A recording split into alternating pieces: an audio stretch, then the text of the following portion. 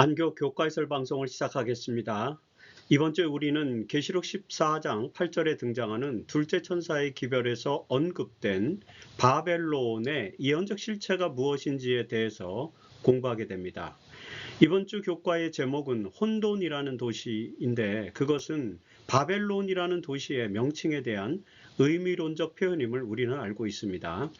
계시록의 예언에는 바벨론이라는 도시가 악의 상징으로 등장하죠.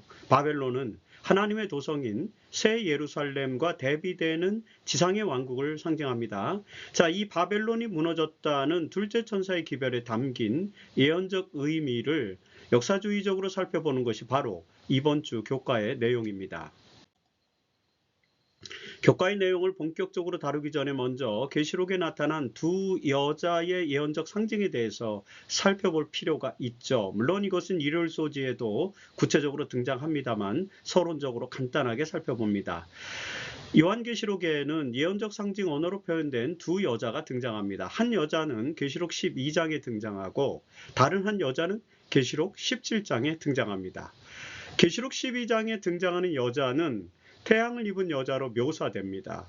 계시록 12장 1절에서 하늘에 큰 이적이 보이니 해를 옷 입은 한 여자가 있는데 그 발 아래는 달이 있고 그 머리에는 12별의 관을 썼더라는 기록이 나오죠. 이 여자는 순결한 여인으로 묘사되는 하나님의 참된 교회를 상징합니다. 예레미야 6장 2절에서 예레미야 선지자는 내가 시온의 딸을 아름답고 섬세한 한 여인에 비유하였으니 라는 그런 묘사가 나오거든요.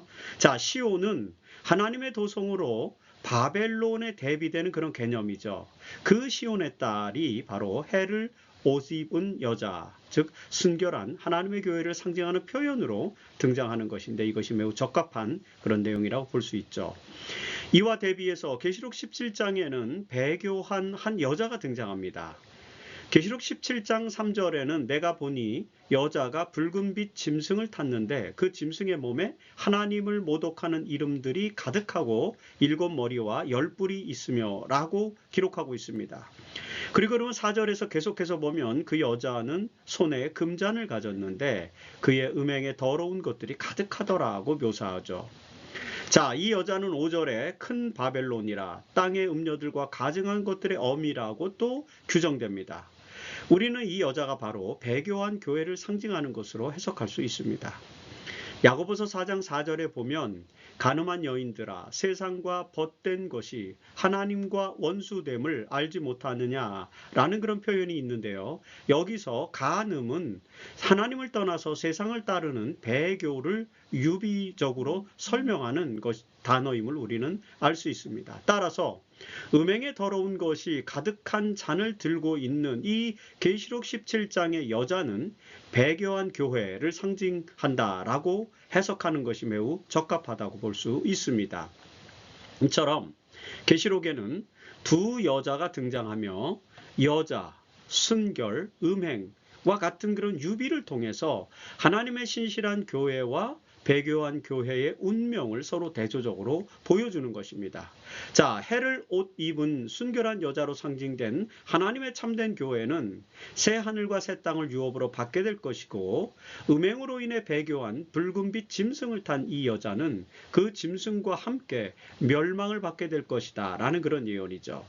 그리고 이런 운명을 예언하면서 둘째 천사는 계시록 14장 8절에서 무너졌도다 무너졌도다 큰 성 바벨론이요 모든 나라에게 그의 음행으로 말미암아 진노의 포도주를 먹이던 자로다라고 선포합니다. 자, 이 선포를 중심으로 해서 우리가 이번 주 교과를 공부하게 되죠. 그래서 국가에 이르러서 우리는 이제 둘째 천사의 기별과 관련된 내용을 본격적으로 공부하게 되는 것입니다. 우리가 바벨론의 멸망에 대한 예언의 의미를 올바로 이해하기 위해서는 먼저 인류 역사의 마지막 때에 등장하는 이 두 개의 대조적인 체제, 두 개의 대조적인 세력, 음녀와 그리고 해를 옷 입은 여자, 이 체제에 대해서 살펴볼 필요가 있죠. 계시록은 선과 악의 대쟁투를 중심으로 인류 역사가 전개될 것을 예언적 상징 언어로 기록하고 있다고 우리가 1과 2과를 통해서 공부를 했습니다.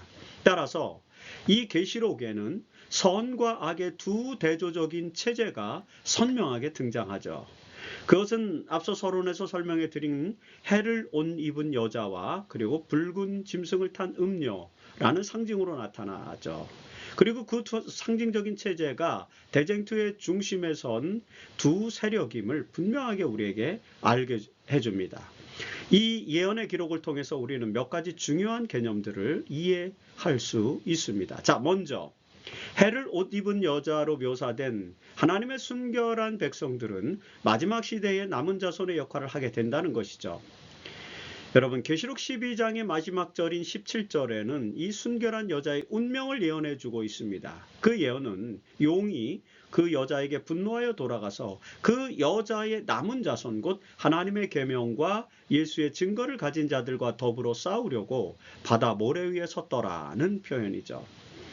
이 순결한 여자의 남은 자손은 하나님의 계명과 예수의 증거를 끝까지 견고하게 지키는 순결한 하나님의 백성들입니다. 사탄은 그런 하나님의 순결한 백성들을 상대로 끝까지 싸울 거죠.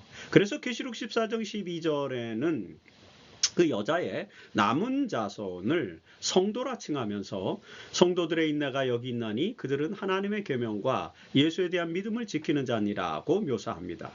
이처럼 마지막 시대에는 선을 대표하는 여자의 남은 자손이 그 대쟁투의 역사적 국면에서 하나의 견고한 체제를 유지하게 되는 것을 보여주는 것입니다. 그리고 이 선의 세력에 대항해서 악의 대리자로 예언된 체제가 등장하는데 그것은 음녀 곧 바벨론으로 묘사되고 있죠. 우리는 이 세력의 본질을 계시록 17장에서 자세하게 확인할 수 있습니다. 자, 계시록 17장 1절에는 많은 물 위에 앉은 큰 음녀가 받을 심판을 내게 보이리라는 예언으로 시작하죠. 자, 이 예언에 나타나는 열국의 백성들을 지배하는 음녀는 이 음녀는 악의 대리자로 등장하는 세력 혹은 체제를 말하는 것입니다. 그 음녀는 2절에 보면은요, 땅의 임금들도 그와 더불어 음행하였고 땅에 사는 자들도 그 음행의 포도주에 취하였다라고 이렇게 표현합니다. 그리고 그 음녀는 3절에서 붉은빛 짐승을 탔는데 그 짐승의 몸에는 하나님을 모독하는 이름들이 가득한 그런 존재로 나타나죠. 그리고 그 체제는 또 5절에 보면 그의 이마에 이름이 기록되었으니 비밀이라 큰 바벨론이라 땅의 음녀들과 가증한 것들의 엄이라고 또 묘사됩니다. 이런 표현들을 통해서 우리는 이 세력이 음녀 그리고 바벨론 등의 그 상징적인 언어로 묘사되는 것을 보고 있고요. 그리고 이 세력은 바로 사탄의 영향력 아래에서 배교한 세력을 지칭하는 것임을 우리는 알 수 있습니다. 이 세력은 거짓 가르침, 그리고 거짓 교리, 그리고 거짓 관습 등으로 가득 찬 음행의 포도주를 마신 것, 그리고 다른 사람들에게 마시게 하는 것으로 예언하고 있는 것이죠. 자, 이 세력은 하나님의 참된 진리와 그 진리를 가진 여자의 남은 자손을 공격하게 될 것입니다. 그것이 바로 이 두 체제에 대한 예언 속에 등장합니다. 계시록 12장 17절에는 용이 여자에게 분노하여 돌아가서 그 여자의 남은 자손과 더불어 싸우려고 바다 모래 위에 섰더라고 예언하죠. 그리고 계시록 17장 14절에서도요. 그들이 어린 양과 더불어 싸우려니와 그렇죠? 어린 양은 만주의 주시오 만왕의 왕이시므로 그들을 이기실 터이요 또 그와 함께 있는 자들 곧 부르심을 받고 택하심을 받은 진실한 성도들도 자들도 이기리로다 라고 이렇게 예언합니다. 악의 세력 즉 용과 그 용을 탄 음녀는 해를 옷 입은 여자 및 그 여자의 남은 자손과 싸울 것인데 결국 그 용의 세력은 어린 양이신 예수와 더불어 싸우는 것이며 그 싸움의 결과는 어린 양과 그의 진실한 자들 곧 남은 자손이 이길 것이다 라는 것을 포괄적으로 지금 예언해주고 있는 것입니다. 이것이 바로 선과 악의 대쟁투의 궁극적인 결과라는 사실을 우리는 잘 알고 있죠. 이런 종교적인 예언은 당연하고 이해하기 쉬운 결말입니다. 그러나 여러분, 그 과정에서 선과 악의 싸움은 생각처럼 쉬운 것은 아니죠. 우리는 마땅히 선의 체제, 선의 세력을 따라야 하지만 강력한 악의 공격에 무력하게 쓰러지는 경험도 자주 하게 됩니다. 우리는 이 선과 악의 대쟁투의 국면을 종교적으로 잘 받아들여서 선으로 악을 이기는 경험을 해야 하는 것이죠. 그것은 어린 양이신 그리스도의 능력으로 성취될 수 있을 것입니다. 계시록에서 악의 대리자로 등장하는 음녀의 특징을 표현하는 상징적인 언어 중에 가장 대표적인 것이 바로 진노의 포도주라고 하는 것이죠. 자, 계시록 17장 3절에 보면 그 음행의 진노의 포도주로 말미암아 만국이 무너졌으며 또 땅의 왕들이 그와 더불어 음행하였으며 라는 그런 묘사가 나옵니다. 사탄의 대리자들은 순결한 하나님의 진리를 버리고 악에 참여함으로 음행한 것으로 예언은 그렇게 묘사하는 것입니다. 특별히 그 음행은 진노의 포도주를 마신 것과 동일한 개념으로 지금 설명하고 있죠. 자, 이런 예언적 상징 속에서 우리가 깨달을 수 있는 것은 몇 가지 중요한 내용입니다. 자, 먼저 사실 성경에서 포도주는 종종 구원을 상징하는 메타포로도 사용되곤 하죠. 이사야서 25장 6절에는요. 만군의 여호와께서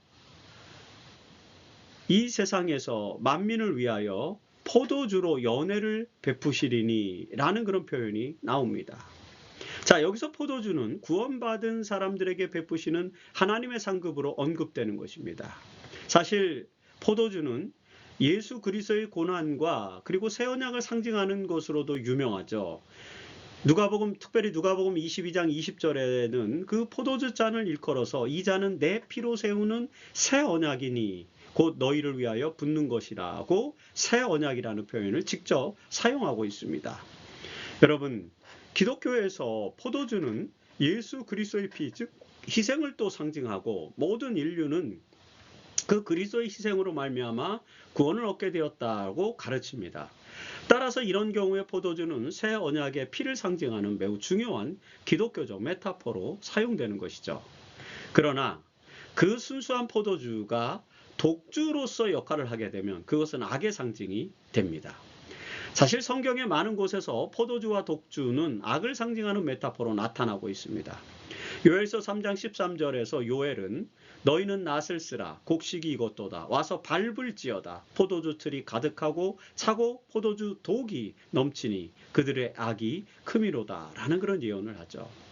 사실 이런 표현들은 계시록의 예언에서도 마찬가지로 등장하는 것입니다. 계시록 17장 2절에서 땅의 임금들도 그와 더불어 음행하였고 땅에 사는 자들도 그 음행에 포도주에 취하였다라는 묘사가 있지 않습니까? 이게 진노의 포도주를 상징하는, 악을 상징하는 포도주입니다. 이처럼 포도주는 음행과도 같이 악한 정신을 상징하는 것이죠. 계시록 17장 4절에는 음행한 그 여자는 금잔을 가졌는데 그 금잔 안에는 가증한 물건과 그의 음행에 더러운 것들이 가득하더라고 표현합니다. 사실 그 금잔에는 포도주가 채워져 있었겠죠. 근데 그 포도주를 가증한 물건과 음행에 더러운 것이라고 표현하는 것이죠. 자, 이 잔에 담긴 포도주는 바로 가증한 물건과 음행에 더러운 것들로 비유되는 것입니다. 이 악의 세력들은 붉은 빛 짐승을 타고 음행하며 모든 백성을 음행으로 이끌어 결국 그 음행의 포도주, 진노의 포도주를 마시게 할 것이라는 것이죠.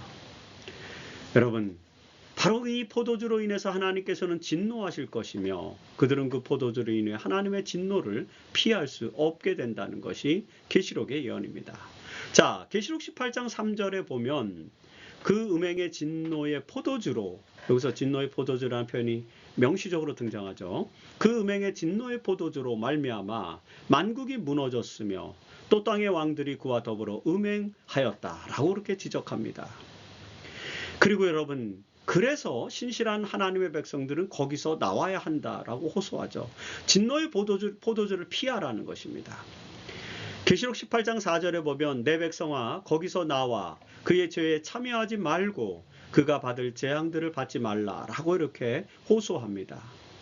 사실 이 호소는 계시록 14장 8절에서 무너졌도다 큰 성 바벨론이여라는 이 둘째 천사의 기별과 직접적으로 연결된 것이죠. 이 기별은 계시록 18장 2절에서도 사실 동일하게 등장합니다. 계시록 14장 8절에서 무너졌도다 무너졌도다 큰성 바벨론이여, 이런 표현은 계시록 18장 2절에서도 동일하게 또 무너졌도다 무너졌도다 라고 이렇게 등장하죠. 여러분, 1843년 7월에 재림운동가 중에 하나였던 찰스 피치는 바로 이 계시록 17장 18장의 예언에, 그리고 계시록 14장 예언에 주목해서 내 백성아 바벨론에서 나오라는 기별을 전파하기 시작했습니다. 재림운동가들은 이 찰스 피치의 선포를 둘째 천사의 기별로 이해했어요. 사실 계시록 14장 8절에는 바벨론이 무너졌다는 기록만 나요. 거기서 나오라라는 기별은 아직 안 나오죠. 그러나 이 기별과 직접적으로 연관된 계시록 18장 4절에서 이제 그 바벨론에서 나오라고 이렇게 호소하고 외치는 기별이 나오죠. 물론 재림교회는 이 계시록 18장의 이 외침은 큰 외침의 천사, 즉 늦은비 성령의 기별과 연관시켜서 해석하기 때문에 계시록 14장 8절의 둘째 천사의 기별과는 좀 시차가 있는 것으로, 그래서 아직 이루어지지 않은 여전히 유효한 기별이다라고 이렇게 강조를 합니다. 그래서 여러분, 우리는 셋째 천사이면서도 첫째와 둘째 천사의 기별이 여전히 유효하기 때문에 삼중 기별, 즉 세 천사의 기별이다라는 가르침을 우리는 하게 되는 것입니다. 여전히 재림전 조사심판이라는 깨달음으로 심판의 때를 우리가 선포하고 있고요. 윌리엄 밀러는 그렇게 선포하지 않았지 않습니까? 그리고 찰스 피치는 계시록 14장 8절에 무너졌도다 바벨론이여, 바벨론에서 나오라라는 그런 말씀을 전파했는데, 재림 신도들은 계시록 18장의 큰 외침의 천사의 기별을 늦은비 성령으로 연결시켜서 계속해서 그 기별을 전파하기 때문에 우리는 셋째 천사이면서도 첫째와 둘째 천사의 기별을 연속적으로 계속해서 삼중 기별로 전하고 있는 것이다. 이런 개념에서 이제 삼중 기별, 즉 세 천사의 기별이라는 그런 표현을 쓰는 것입니다. 자, 우리는 이런 예언 해석에 대해서 어느 정도 알고 있습니다. 그렇죠? 특별히 둘째 천사의 기별은 바벨론으로 상징된 음녀, 즉 배교한 교회는 결국 진노의 포도주로 인해서 멸망을 당하게 될 것이다 라는 것입니다. 그래서 하나님의 백성들은 그 바벨론이 무너졌음을 선포해야 합니다. 그렇죠? 그리고 그 바벨론이 무너졌다는 것을 선포할 뿐만 아니라 이 세상을 지배하는 두 체제 중에 악의 대표 세력들인 이 바벨론이 무너질 것이기 때문에 하나님의 백성들은 거기서 나와야 한다라는 것이 바로 이 말씀의 핵심 요지가 된다라는 것을 또 우리가 기억해야만 합니다. 화열소지에서 이 악의 세력, 즉 악을 대표하는 지배체제가 바벨론으로 상징되는 점을 주목합니다. 우리는 계시록에서 악을 대표하는 세력이 바벨론으로 유비되고 있음을 주목하죠. 하나님의 도성이 예루살렘 또는 시온이라면 악의 세력의 도성은 바벨론으로 상징되고 있는 것입니다. 바벨론이 악의 체제를 상징하는 용어가 된 것은 창세기의 바벨탑 사건과 관련되어 있음을 우리는 잘 알고 있죠. 자, 홍수에서 살아남은 사람들은 니므롯의 지도 아래 바벨탑을 건설하게 됩니다. 창세기 11장 4절에 보면 사람들은 성읍과 탑을 건설하여 그 탑 꼭대기를 하늘에 닿게 하여 우리 이름을 내고 온 지면에 흩어짐을 면하자라고 이렇게 말합니다. 당시 사람들은 탑을 쌓아서 하나님과 대적하고자 했으며 하나님의 이름 대신에 자신들의 이름을 드러내고자 했습니다. 이 사건은 인류가 하나님의 이름을 향해 조직적으로 공격하기 시작한 역사적인 사례죠. 하나님은 이 역사를 멈추게 하기 위해서 언어를 혼잡케 하셨습니다. 그래서 창세기 11장 7절에서 하나님은 우리가 내려가서 거기서 그들의 언어를 혼잡하게 하여 그들이 서로 알아듣지 못하게 하자고 말씀합니다. 자, 하나님의 섭리로 그들은 더 이상 그 탑을 세우지 못하게 되었고, 그래서 그 성읍의 이름이 혼잡을 뜻하는 바벨이 된 것입니다. 이 역사적인 사건 이후로 이 세상에는 하나님의 도성과 지상의 도성이 존재하게 되었는데, 그 지상의 도성이 바로 바벨론이었던 것입니다. 그리고 계시록에서는 이 바벨론을 하나님을 대적하는 세력의 중심 체제로 유비하는 것이죠. 비유하는 것이죠. 자, 계시록 17장 5절에 보면 그의 이마에 이름이 기록되었으니 비밀이라 큰 바벨론이라 땅의 음녀들과 가증한 것들의 어미라 하였더라고 표현합니다. 이 세력은 계시록 17장 3절에서 6절에 보면은 하나님을 모독하는 이름들이 가득한 붉은 빛 짐승을 타고, 그리고 가증한 물건과 음행의 더러운 것들이 가득하였고 성도들의 피와 예수의 증인들의 피에 치유하였다라고 이렇게 묘사됩니다. 이런 묘사들은 바벨론으로 상징된 악의 세력들이 하나님의 진리를 훼손하고 하나님의 백성들을 배교하게 하고, 나아가 신실한 하나님의 백성들을 핍박할 것을 예언하는 것입니다. 계시록은 이런 바벨론의 세력은 물론이고 바벨론의 정신 그 자체가 무너질 것이라고 이제 예언하는 것이죠. 자, 바벨론의 정신은 인간의 의지와 능력으로 하나님의 진리를 왜곡시키는 정신, 그리고 인간이 하나님의 자리를 대신하는 정신을 말하는 것입니다. 이런 정신은 오늘날 소위 과학이나 지식이라는 명분을 앞세워서 그리스도인들을 위협하고 있죠. 그리고 무엇보다도 바벨론의 정신은 오늘날 교회에 유입되어 하나님의 진리가 왜곡된 현상을 또 말하고 있는 것입니다. 사실 둘째 천사의 기별에서 외쳐지는 바벨론이 무너졌다는 이 기별은 배교한 교회를 향한 기별임을 우리는 잘 알고 있죠. 엘렌 화이트는 각시대 대쟁투 381페이지에서 바벨론을 이렇게 설명했습니다. 바벨론이라는 말은 바벨이라는 말에서 나온 것으로 혼잡을 의미하는 말이다. 그 말은 성경에서 여러 가지 모양의 허위적이요 배교적인 종교를 나타내는데 사용되었다. 요한계시록 17장에는 바벨론이 여인으로 표상되었는데, 성경상으로 여인은 교회를 상징하되 정숙한 여인은 순결한 교회를, 그리고 음란한 여인은 배교한 교회를 상징한다 라고 이렇게 설명합니다. 자, 이 예언의 의미를 우리는 잘 알고 있죠. 따라서 우리는 진리를 앞세워서 무너진 바벨론의 실상을 선포해야만 하는 것입니다. 그것이 마지막 시대에 하나님의 남은 자손에게 맡겨진 사명인 것이죠. 이 둘째 천사의 기별은 배교가 만연하고 늦은 비 성령을 받기 위해 준비하고 있는 지금 이 시대에 더욱더 주목해야 할 그런 기별이라는 사실을 우리는 알게 됩니다. 우리는 계시록 17장에서 큰 바벨론으로 명명되는 음녀의 활동에 대해서 또 자세하게 읽게 됩니다. 그 악의 세력은 마지막 때에 더욱 적극적으로 사람들을 배교로 이끌 것이죠. 그러나 이 마지막 시대에 악의 세력만이 존재하는 것은 절대 아니죠. 인류의 역사의 매 시대마다 그랬듯이 마지막 시대에 악의 세력이 사람들을 더욱더 배교로 이끌게 될 것이며, 또 그로 인해서 하나님의 백성들은 박해를 받게 될 것이라는 것을 우리는 압니다. 여러분, 그러나 그 박해에서 언제나 하나님의 백성들이 승리할 것이라는 사실도 또 우리는 알게 되죠. 이런 영적인 투쟁을 보여주는 내용이 성경에 몇 가지 등장합니다. 자, 먼저 다니엘서 3장에 보면 악의 세력이 우상 숭배령을 내려서 하나님의 백성들을 핍박하는 장면을 읽게 되죠. 바벨론의 왕 느부갓네살은 금신상을 세우고 그 신상에게 절하도록 명령합니다. 신실한 하나님의 종들은 이제 그 명령을 따르지 않아서 풀무불에 던져지는 형벌을 또 받게 되죠. 특별히 여러분 다니엘 3장 18절에 보면은요, 그들은, 다니엘의 세 친구들은 우리가 왕의 신들을 섬기지도 아니하고 왕이 세우신 금신상에게 절하지도 아니할 줄을 아옵소서라고 단호한 믿음을 표명합니다. 그 대가가 매우 고통스러운 것이었지만 다니엘의 친구들은 믿음을 포기하지 않고 하나님께 충성하였습니다. 그리고 오늘날 현대 바벨론에서도 이런 믿음의 시험을 우리는 끊임없이 받게 되는 것이죠. 자, 바벨론으로 상징된 악의 세력들은 진리를 왜곡시키고 진노의 포도주로 배교하게 만들고 있습니다. 그러나 이 시대에도 여전히 하나님의 신실한 백성들은, 다니엘의 세 친구와 같은 그런 백성들은 하나님의 진리를 포기하지 않고 믿음을 지키는 헌신을 보여줄 것이라는 것이죠.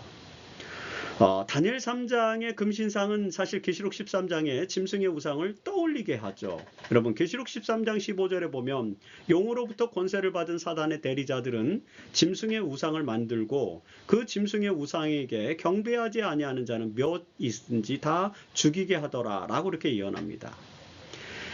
이 예언은 마지막 시대에 세워질 짐승의 우상에 대한 것입니다. 자, 다니엘 3장에서 바벨론 두라평지에 금신상이 세워졌듯이 마지막 시대에 영적 바벨론에 또다시 짐승의 우상이 세워질 것입니다.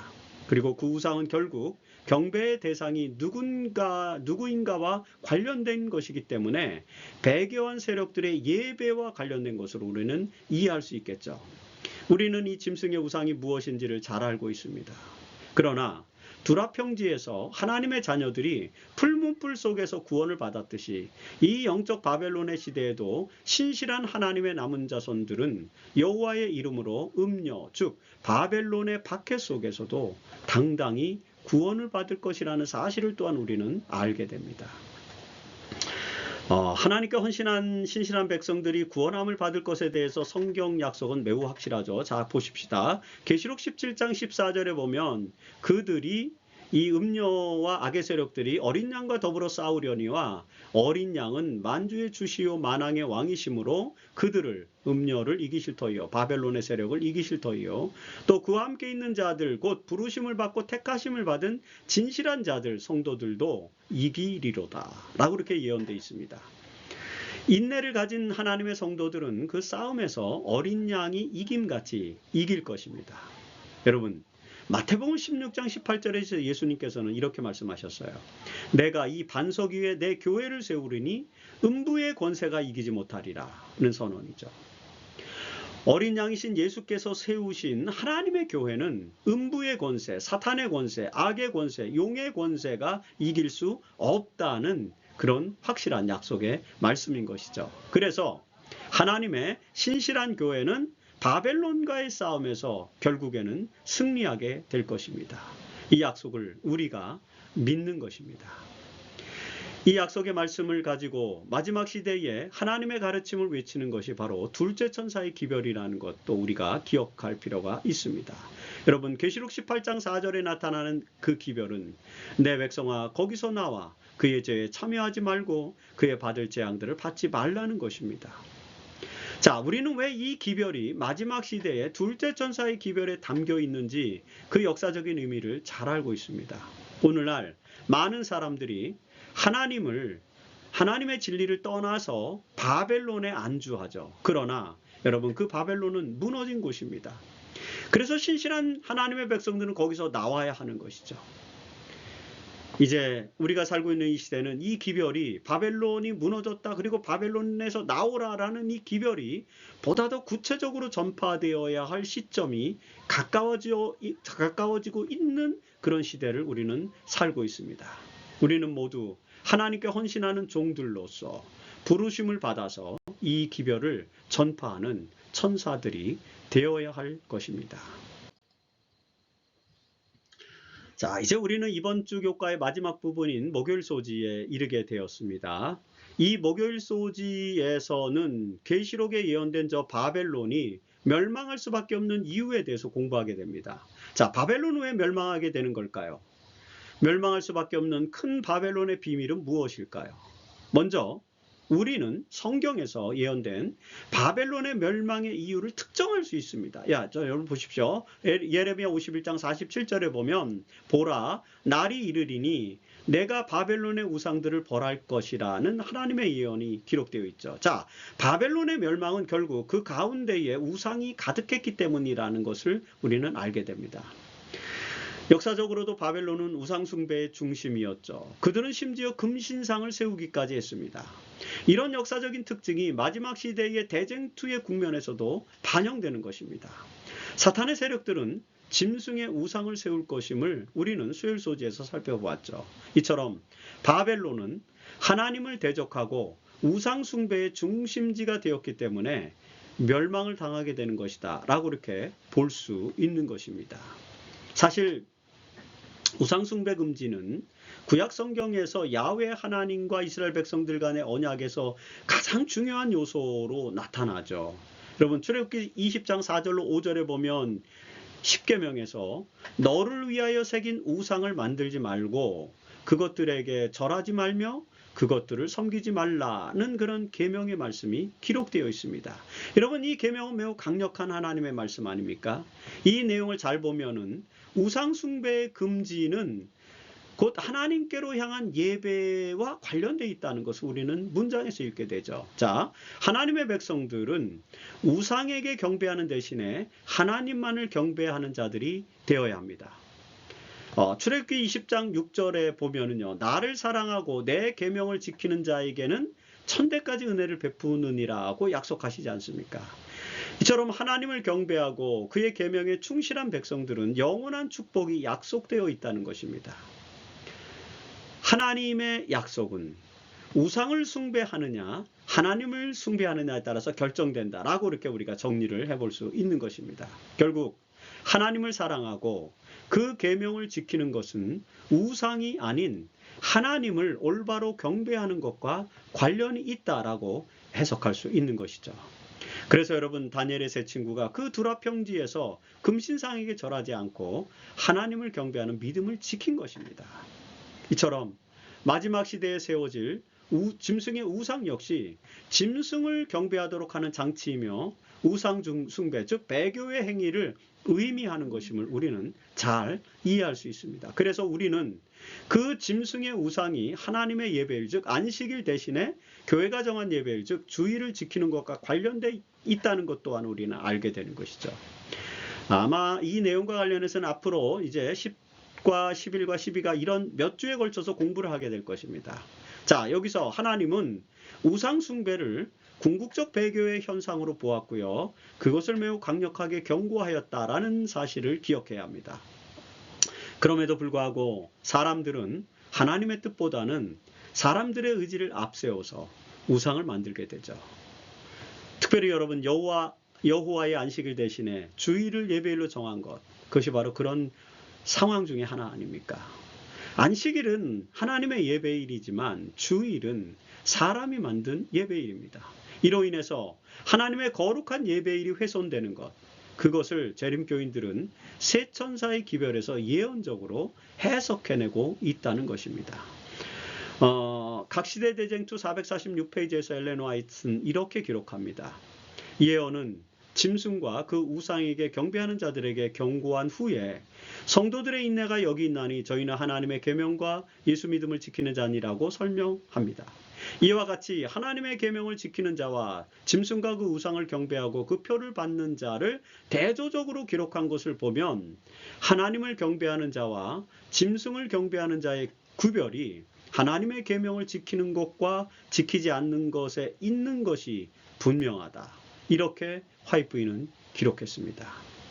짐승의 우상은 결국 하나님의 계명에서 제시한 예배를 범하는 것과 관련된 것으로 해석할 수 있다는 것이 엘렌 화이트이 강조하고 특별히 재림교회가 그래서 강조하는 그런 메시지인 것입니다.